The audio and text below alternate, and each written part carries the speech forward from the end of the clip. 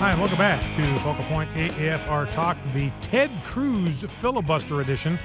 Fourth longest speech in Senate history. Let's see. I don't remember exactly how long he went. He went 21 hours and 54 minutes or something like that. Fourth longest speech in Senate history. Now, I want to see how you feel about the fact that Ted Cruz is ticking everybody off. He is ticking everybody off, including elite Republicans. And I want to ask you how you feel about that. 888-589-8840. Does it bother you that Ted Cruz is not a team player, that he has difficulty working and playing well with others in the Republican caucus in the Senate? Does that bother you, that he's not going along to get along? Does it bother you that he is standing like Elijah on Mount Carmel against the prophets of Baal? Does that bother you, or do you like what you see? 888-589-8840. Here's what Ted Cruz said last night about fighting Obamacare. He said, imagine if we had the same mindset. Everybody I'm hearing around me, they want to give up. They're surrender monkeys. There's no point in fighting it. You can't win. It's baked into the cake. There's no point. We might as well roll over and let the train just cut us in two. He said, imagine if we'd said that in World War II about Nazi Germany, because you had that in England. You had Neville Chamberlain. Neville Chamberlain was out there saying, hey, look, there's nothing we can do. The Nazis are going to win. They're going to control Europe. They're going to dominate Europe. Not our problem. Let's just appease them. Remember what Winston Churchill said, appeasing a Hitler is like feeding a crocodile, hoping that he will eat you last. And obviously it could be done, and it was done, but you had people like Neville Chamberlain said, no point, can't do it. We can't stand against them, can't be done. Well, thanks to Winston Churchill, they did. They got it done. Think about the moonshot.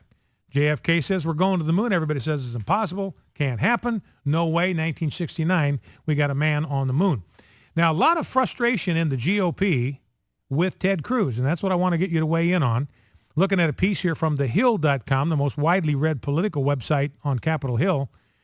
A number of Senator Ted Cruz's colleagues expressed frustration on Tuesday at the Texas Republicans' tactics in the fight over Obamacare.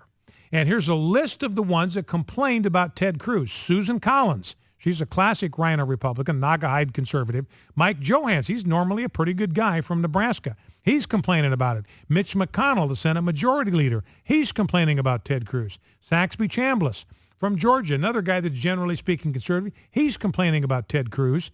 Mike Crapo from my home state of Idaho, he's another good guy. Asked by a reporter if Republicans were unifying, Senator Mike Crapo responded, that's a hard call. Orrin Hatch is out there complaining. Senator James Inhofe, really about the only one in that story that helped Ted Cruz out, and he went to the floor to do that. Now, there's a guy named John Boozman. He is from Arkansas. He was elected in 2010. Now, John Boozman from Arkansas was elected because of the backlash against Obamacare. That's what swept everybody into office in 2010. This guy owes the fact that he's in Washington, D.C., he owes it to the backlash against Obamacare. Now here's a chance to actually do something fundamental about it, and he is complaining. In fact, he got in Ted Cruz's face and yelled at him. Here's a piece from Politico. Senator John Boozman lit in to Senator Ted Cruz during a closed-door meeting this week, underscoring the mounting tension within the Senate Republican conference over the Texas freshman's hardball tactics on Obamacare. Boozman is usually quiet and reserved in private sessions, but on Tuesday, he could no longer keep his anger reserved, according to 4 people who witnessed the exchange. Boozman, an Arkansas Republican, or it's Bozeman, maybe is how you say it, I'm not sure, elected in 2010, stood up and yelled at Cruz, expressing frustration that his staff was deluged with belligerent phone calls, mostly from out-of-state activists, attacking the senator over the issue of defunding Obamacare. Notice what they're upset about. They're upset about hearing from constituents. Do you get that? I mean, I got a soundbite coming up where Ted Cruz talks about that. These people are complaining that they are hearing from constituents. Can you believe it? These are the people they represent. These are the people that are paying their salaries, and they are ticked off that because of Ted Cruz, so many of their constituents are calling them on the phone and letting them understand how they feel about this critically important vote. So that's kind of an amazing dynamic to me. I mean, Ted Cruz, I got the soundbite. They just want to go to cocktail parties, apparently, instead of doing the business of the country. Well, the number to call, 888-589-8840 is the number to call. And Jeff, let's grab clip A9. This is just an audio bite for those of you that are watching or tuning in audio video streaming. This is Ted Cruz going back and forth with Harry Reid because Harry Reid tried to cut off his water. Harry Reid, Senate Majority. He comes in there this morning. He's nowhere to be found yesterday, nowhere to be found last night. Waltzes in to the Senate floor about a half an hour before Ted Cruz's time up, tries to horn in and take over the floor, take over the mic, and here's how their exchange goes. Ted Cruz said, no, ain't going to do it. Let's listen. Given that the majority leader, as I understand it, is not going to consent to extend my time, then let me say quite simply to the majority leader that I will yield time to you for a question when the majority leader is prepared to yield to the American people. But I'm not going to yield prior to that because Senator Grassley and Senator Sessions and Senator Inhofe are waiting to speak, and I believe they are endeavoring to listen to the American people. And if the majority leader is going to cut off and muzzle us in another 24 minutes, then at this point, I don't feel it is appropriate to allow the majority leader to consume that time. So Ted Cruz, I just love it. Ted Cruz just hosed off the majority leader in the United States Senate, Harry Reid. Gotta love it. So he is now the head of the Rebel Alliance. Ladies and gentlemen, you and I, we are part of the Rebel Alliance taking on the Death Star that is Washington, D.C., and Ted Cruz is the leader of the Rebel Alliance. We are foot soldiers in the Rebel Alliance. All right, let's go to the phone, see what you think. How do you feel about Ted Cruz not working well and playing well with others in the United States Senate? Let's start with Bill in Billington, West Virginia. Bill, welcome to Focal Point. What do you think? Hi, Brian. I watched just about as much, all of it last night, except for maybe 5 hours. Let me tell you something. Ted Cruz deserves all kinds of accolades, along with Mr. Lee. Mm-hmm. Mr. Lee and the two of them did a great job for the American people. And as far as not being a team player, let me tell you something. If that's not being a team player, I want him on my team. He's a team player for us, not people like Mr. McCain. And Mr. McCain should be ashamed of himself for what he did right after it was over with, and he got up on the Senate floor and berated Ted Cruz in a nice way. Yeah, and I think you make a great point, Bill, about being a team player. Who's your team? Exactly. And the team, Bill, is you and me. The team is ordinary citizens in the United States of America, and Ted Cruz is on our team. He's not on their team.